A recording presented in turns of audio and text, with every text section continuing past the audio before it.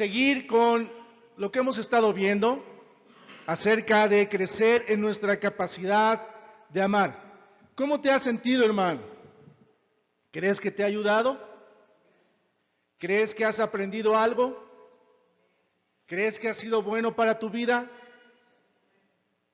¿O ha sido como clases más? Te soy honesto, como te dije la semana pasada, ha sido el mayor reto para mi vida. Estos ya casi 2-3 meses que hemos estado viendo este asunto. Porque yo no soy un hombre vulnerable, yo no soy un hombre sensible, yo trabajo mejor bajo presión, yo trabajo mejor cuando están encima de mí, cuando hay que rendir cuentas, pero con Dios no es así. Nuestro Dios es un Dios lleno de amor, de compasión y misericordia. Y Él espera lo mismo de nosotros, amén. Que seamos llenos de amor, de compasión y de misericordia, dentro de la iglesia y hacia afuera. Y estamos terminando ya esta serie.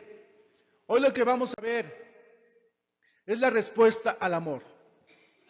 La respuesta al amor de Dios de nuestra parte.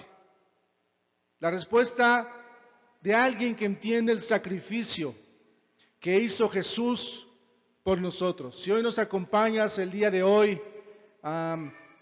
espero que esto te ayude a entender cuánto Dios nos ama, cuánto Dios te ama, pero también cuánto Él espera de nuestra parte una respuesta. Porque todo lo que Dios da, Él espera una respuesta de nuestra parte. ¿Estás de acuerdo? Una respuesta al amor de Dios.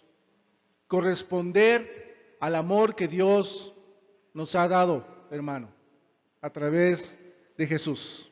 Amén. Mira, ¿cómo responder a Dios por su amor?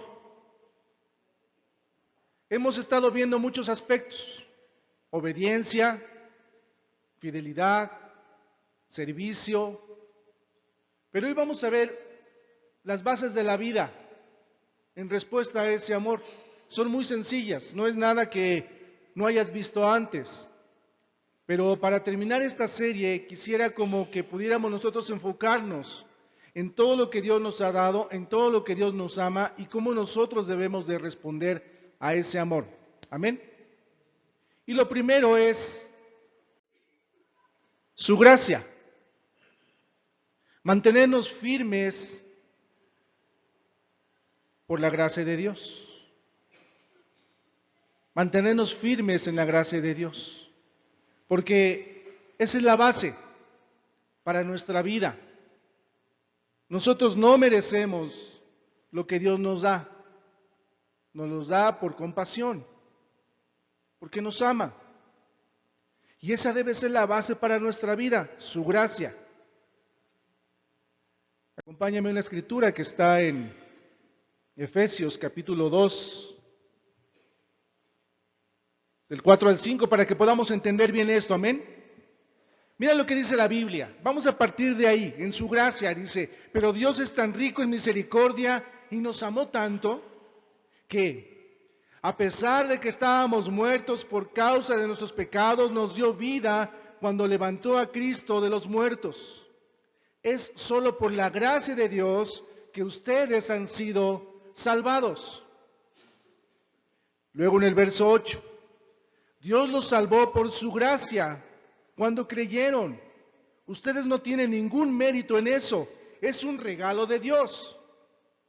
La salvación no es un premio por las cosas buenas que hayamos hecho, así que ninguno de nosotros puede jactarse de ser salvo. Mira qué profundas escrituras, hermano. Primero, nos dice quién es Dios y de dónde parte todo.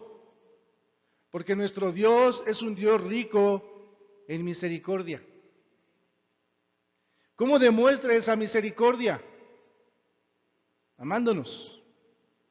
¿Cuándo nos amó? Cuando estábamos muertos a causa de nuestros pecados. ¿Estás de acuerdo? ¿Y qué hizo por nosotros? Nos dio vida. ¿Cómo lo hizo? Levantando a Cristo de los muertos. Ese es el plan de Dios, amén. Esa es la muestra de Dios hacia nosotros, por amor. Y lo enfatiza, es solo por gracia que ustedes han sido salvados. Por gracia. Dios los salvó por gracia. ¿Cuándo? Cuando creímos. Pero dice, no hay ningún mérito en eso, hermano. No es que nosotros nos merezcamos el estar en este lugar, amén. No lo merecemos. Si tú analizas tu vida, todo lo que hiciste, vas a darte cuenta que no mereces estar aquí. Yo no merezco estar enfrente de ti. Yo no merezco la esposa maravillosa que Dios me ha dado, ni los hijos increíbles que Él me ha dado, ni la familia que Él me ha dado aquí en Aguascalientes. No la merezco, pero nos lo dio. ¿Por qué? Porque es rico en misericordia. Toda nuestra vida cristiana, hermano, se construye sobre la gracia. La salvación, el perdón, nuestra relación con Dios, se construye sobre la gracia. Sin la gracia no hay nada. ¿Estás de acuerdo? Todo lo que tenemos en la iglesia es inmerecido, pero ya lo tenemos, amén. Ya lo tenemos, ya lo tienes. No lo merecías, pero ya lo tienes.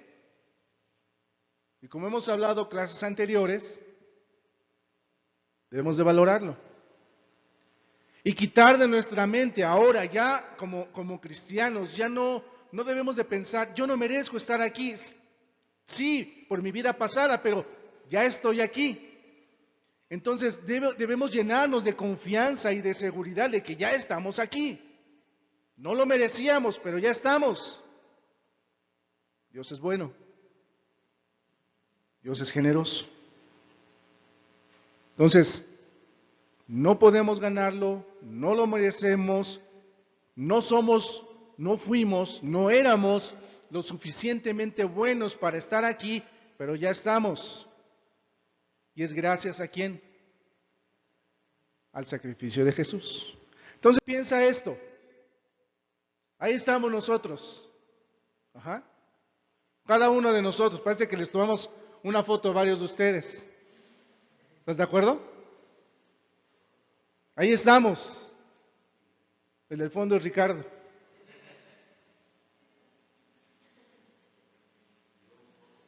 Entonces, una de las bases para nuestra vida es mantenernos firmes por la gracia. ¿Estás de acuerdo?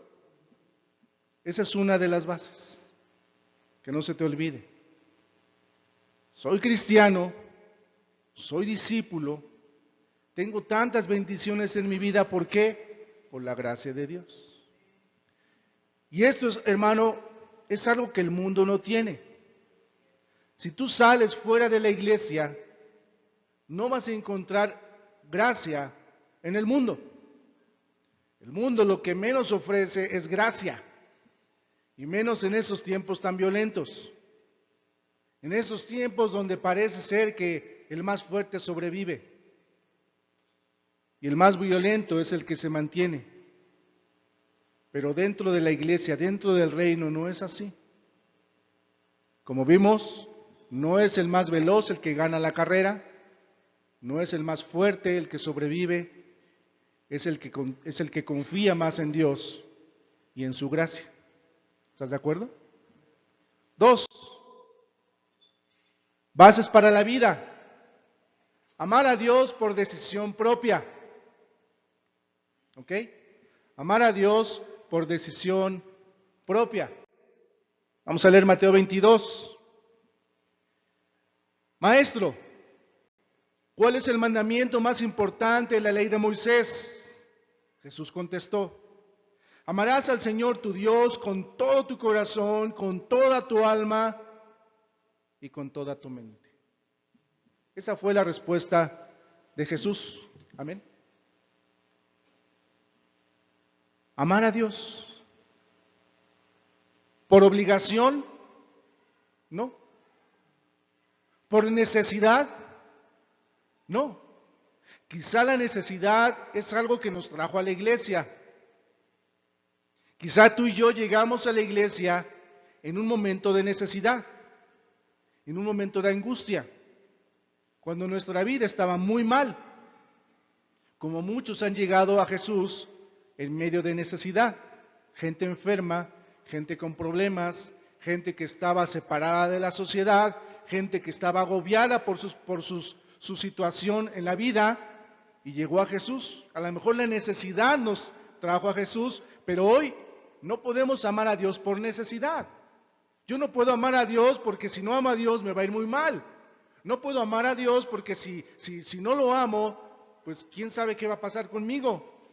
No, amamos a Dios porque Él nos amó primero, cuando no lo merecíamos. Entonces hoy yo lo amo porque es mi decisión amarlo. Porque es mi respuesta a ese amor tan grande que Él me ha dado, amén. Y esta decisión no está basada en sentimientos o emociones. Muchos ven a Dios como ese Dios de aspirina, ¿no? Cuando me siento mal, cuando me siento con algún dolor, voy a Dios y recurro a Dios y hago promesas y le lloro y le pido y le ruego que me ayude en este momento, pero una vez que sales adelante, ¿qué pasa con Dios? Se olvida. Ya Dios ya no tiene poder sobre ti. Cuando hay necesidad, sí, pero una vez que ya pasó la necesidad, ya dices, bueno, pues ya no necesito tanto, me olvido de Dios. No. Nosotros amamos a Dios, hermano, porque es nuestra decisión. En respuesta al amor tan grande que Él me ha mostrado.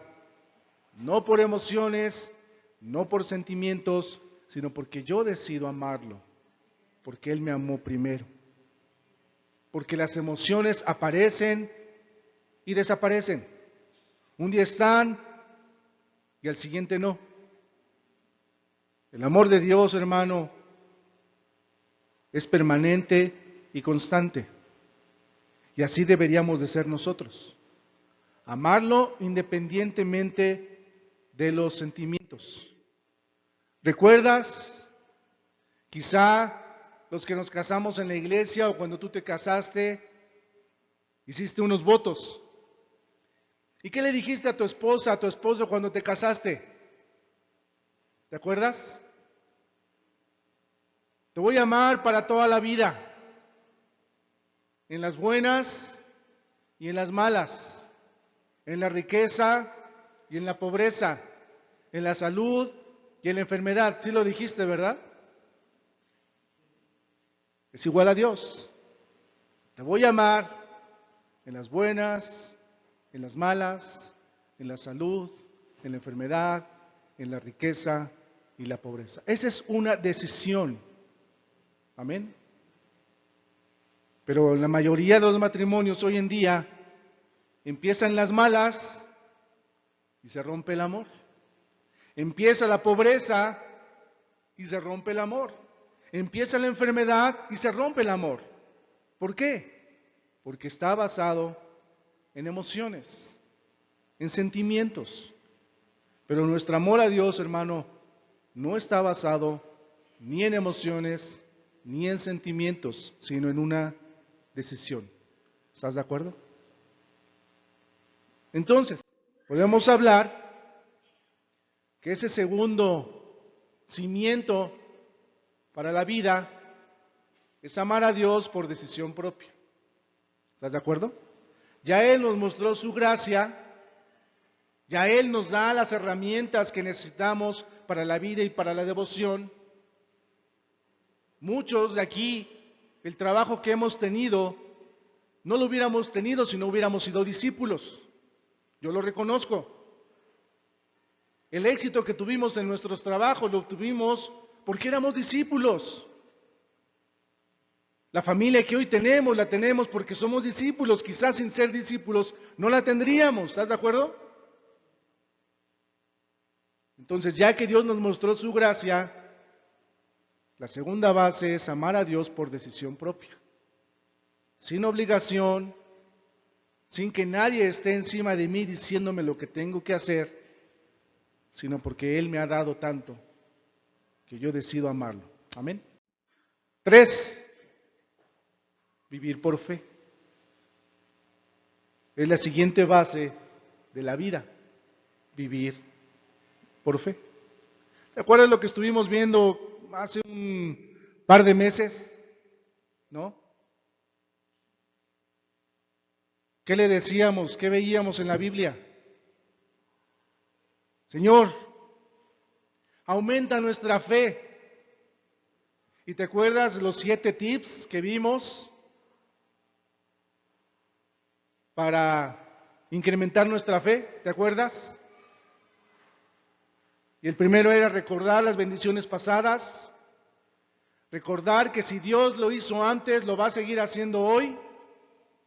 Vimos el ejemplo de David, cuando se enfrenta a Goliat, y de cómo él recordaba que Dios lo había rescatado de los leones, y por lo tanto lo iba a rescatar de ese filisteo pagano.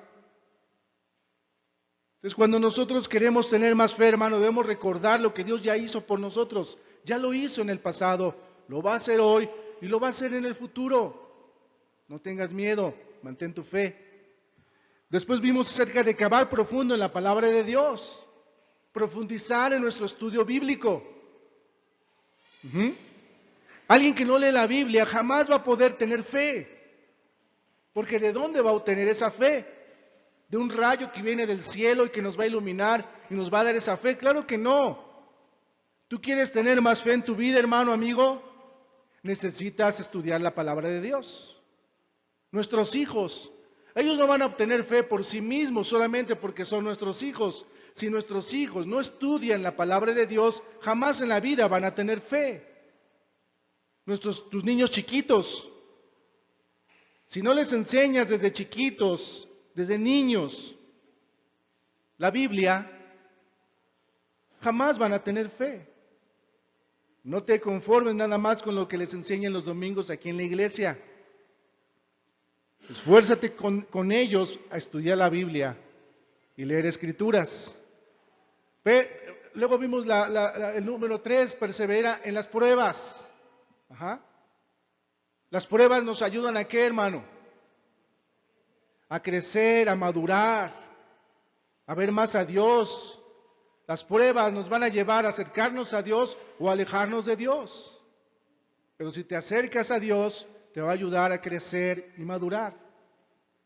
Luego vimos orar por más fe, como este hombre que se acerca con Jesús y le dice, Señor, ayúdame en mi incredulidad o dame más fe. Luego vimos el número 5, animarnos unos a otros. Animarnos unos a otros a tener más fe. Y vimos varios puntos también que podíamos poner en práctica. Si ya se te olvidaron, hermano, pues revísalos, ponlos en práctica. Hay varias cosas. Si tú estás luchando con tener fe, si tú estás luchando con creer en Dios y en su palabra, pues te animo a que sigas estos puntos para que tengas más fe. Número 6 era imitar la fe de otros. Estamos llenos de personas, hermano, que han visto cosas increíbles en su vida. Imita la fe de otras personas. Lo que ellos han vivido, llévalo a tu vida. Ellos ya pasaron por duras pruebas, ponlos en práctica hacia ti. Amén. Y el último punto era arrepiéntete de tu falta de fe. Realmente necesitamos pedirle perdón a Dios cuando no tenemos fe. Porque dice la Escritura que sin fe nadie puede agradar a Dios. Entonces, si estás luchando por tu fe, por no tener fe, tienes que arrepentirte, hermano, y pedirle a Dios que te perdone y que te ayude. ¿Estás de acuerdo? Entonces, si no te acuerdas de lo que vimos, repásalo. Para que puedas tú, son cosas que ya gente ha hecho en el pasado, que ya están aprobadas, que sin duda a ti también te van a servir. Amén. ¿Qué dice la palabra de Dios? En Gálatas 2:20. Dice Pablo, y ya no soy yo quien vive, sino que es Cristo quien vive en mí. Y la vida que ahora vivo en el cuerpo, la vivo por mi fe en el Hijo de Dios que me amó y se entregó a la muerte por mí. Mira, en nuestra vida, hermano, necesitamos vivir por fe. ¿Estás de acuerdo? Un cristiano no vive por los hechos, por las cosas que pasan a nuestro alrededor. No vivimos solamente por las cosas que podemos ver. Nosotros vivimos por fe, no por vista. ¿Estás de acuerdo? Vivimos por fe, no por vista. El mundo vive por lo que ve. Y mira cómo está el mundo. El mundo vive solamente por lo que la ciencia le puede decir, pero mira cómo está el mundo. Nosotros no vivimos por eso, vivimos por fe. Creemos en Jesús, creemos en Dios y por eso vivimos. Piensa en Pablo. Pablo había intentado toda su vida ponerse en armonía con Dios, obedeciendo la ley. Pablo era un fariseo. Pablo era un hombre dedicado al estudio de las Escrituras y de la ley. Y la vida de Pablo estaba enfocada en obedecer la ley, a tal punto que estaba dispuesto a matar a los cristianos, ¿te acuerdas? Era un celoso, se decía el fariseo de los fariseos, enfocado en cumplir la ley. Pero a pesar de que estaba enfocado en cumplir la ley, algo faltaba en su corazón. Algo faltaba en su vida. Y Dios se lo dio a través de Jesús. Y entonces Pablo hace un lado a la ley para enfocarse en Cristo. Todos esos años de estudio, de trabajo, de dedicación, estudiando la ley, los consideró que basura para enfocarse en Cristo. Y ve en Jesús todo lo que la ley no le daba. Y la ley le mostró a Pablo que era incapaz de agradar a Dios. Y la ley le muestra a las personas que nunca van a lograrlo. Necesitamos a Jesús. La gracia es lo que realmente lo llevó a Dios. Amén. No significa que no necesitamos ahora leer la Biblia, al contrario. Necesitamos a través de la Biblia conocer a Jesús y a través de Jesús conocer a Dios. Amén. Entonces, hermano, lo que hoy tienes en tu vida cristiana es maravilloso. Ya no tienes que ir a Jerusalén para estar bien con Dios. No tienes que recitar la Torá 3 veces al día. No tienes que hacer sacrificios físicos, ni tener aquí un templo para hacer sacrificios de animales para poder estar en paz con Dios. Lo que hoy tenemos es maravilloso. Tenemos a Jesús. Y a través de Él tenemos una relación con Dios. Es la gracia la que nos lleva realmente a Dios. Amén. Nuestra vida es dura. Tenemos que trabajar, tenemos que mantener una familia, tenemos que hacer 1000 cosas, tenemos que alejarnos del pecado, tenemos que mantenernos en una vida recta. Es difícil, hermano, pero gracias a Dios lo podemos lograr. Y hay paz, ¿estás de acuerdo? Hay paz. Pablo estaba seguro de una cosa: Jesús había hecho por él lo que él nunca había logrado por sí mismo. Él se esforzó, trabajó, dedicó, gastó, pagó su educación, estudió con los mejores maestros. Obviamente eso le costó mucho dinero, pero al final se dio cuenta que Jesús hizo por él lo que nunca nadie había hecho por él, ni siquiera él mismo. Hoy, hermano, Dios y Jesús están haciendo por ti lo que nunca nadie afuera puede hacer por ti. Ni la persona que más te ama puede hacer lo que Jesús está haciendo por ti. Ni la mejor escuela te puede dar lo que Jesús te está dando hoy. Ni el mejor trabajo te puede dar lo que Jesús te está dando hoy. Valóralo. Vive por fe. Descansa en Cristo. ¿Qué dice la Escritura? Los que están cansados, ¿qué? Traigan sus cargas. Yo los haré descansar. Eso es maravilloso, ¿no crees? En el mundo, ¿quién te lo da? ¿Quién te puede decir con esa seguridad, ven a mí y yo te haré descansar? ¿Quién? ¿Quién lo puede hacer, hermano? ¿Qué religión, qué filosofía, qué ciencia te puede decir, ven y yo te haré descansar? Es solo Jesús. Ten fe en Jesús. Ten fe en su amor y en su misericordia. Vive por fe. ¿Estás de acuerdo? Vivir por fe significa el fin a mi vida como pecador delante de Dios. ¿Estás de acuerdo? Mi vida como pecador delante de Dios terminó cuando me bauticé.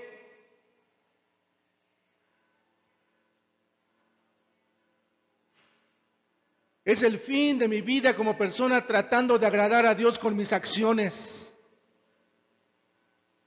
Y hay personas que viven tratando de agradar a Dios con lo que hacen, pero jamás lo van a hacer, porque para eso necesitan la misericordia y la gracia. Yo no puedo ganar el amor de Dios. No me puedo esforzar por decir, mira Dios, todo lo que he hecho, ámame por lo que he hecho en mi vida. Dame por todas las cosas buenas que yo he hecho. Jamás en la vida, hermano. Necesitan la misericordia. Dios nos ha perdonado. Hemos muerto a eso. Fue crucificado con Jesús, amén. Entonces piensa, la fe significa confianza. La fe significa dependencia, amén. La fe significa descanso. La fe significa Dios tiene control. La fe significa estoy libre. La fe significa Dios me ama. La fe significa yo puedo hacerlo porque Dios está conmigo, amén. Rendirnos y dejar que Dios trabaje en nuestro corazón. Eso es vivir por fe. Entonces, ahí está. Las bases de la vida. Mantenerme firme por gracia, porque sin gracia no hay nada, hay puro esfuerzo humano, y las religiones del mundo es lo que enseñan, esfuerzo humano, pero nosotros vivimos por gracia, amén. Amar a Dios por decisión propia, nadie me obliga a amar a Dios, no lo amo por necesidad, no lo amo porque no tengo de otra, es mi decisión, porque Él me amó primero, amar a Dios, ¿estás de acuerdo? Y vivir por fe. La fe significa paz. La fe significa amor. Esas son las bases de la vida. A las personas que nos visitan hoy, ¿cuál es la base de tu vida? ¿En qué basas tu felicidad? ¿En qué basas tu familia? ¿En qué estás basando tu futuro? Para muchos el futuro significa trabajo, significa estudios, significa hijos. Para nosotros el futuro significa amor, porque Él nunca nos va a abandonar, a pesar de los problemas. Entonces tienes que pensar cuáles son las bases de tu vida. Tu trabajo, ¿sabes qué puede pasar mañana? Gracias, porque aquí hay alguien más joven que cobra menos y que trabaja más que tú. Gracias. Y tú te quedas sin nada. Y basaste todo en tu trabajo. Basaste todo en tu conocimiento, en títulos. ¿Sabes de qué sirve hoy un título universitario? De nada. Realmente no sirve de nada. Te va a dar un papel que va a acreditar que sabes. Pero cuando sales allá afuera, tienes que demostrar que sabes. Solamente te va a decir, esta persona está capacitada, pero allá afuera es donde realmente tienes que demostrar lo que sabes. No quiero decirle a nuestros hijos que ya no estudien, no.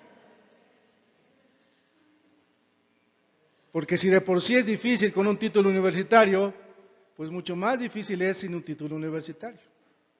¿De qué te sirve un título universitario? Quizá para ganar más dinero, ¿no?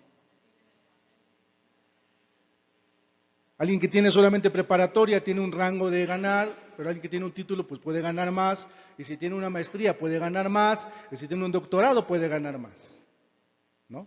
Eso sí está más que claro. O sea, que sí estudien, ¿ok? Sí tienen que sacar su carrera, ¿ok? Por su bien. Pero bueno, no bases tu vida en cosas que van a acabar. Pon la base de tu vida en cosas eternas. ¿Estás de acuerdo? Gracia, obediencia, amor, fe. Estoy seguro, hermano, que si analizamos esto y lo ponemos en práctica, tu vida va a ser una vida sólida. ¿Estás de acuerdo? Firme. Amén. Estamos muy contentos por Daniela, porque hoy comienza una vida diferente. Hoy comienza una vida de esperanza. Hoy comienza una vida con gracia, con amor y con fe. Y que así se mantenga toda su vida. Vamos a orar.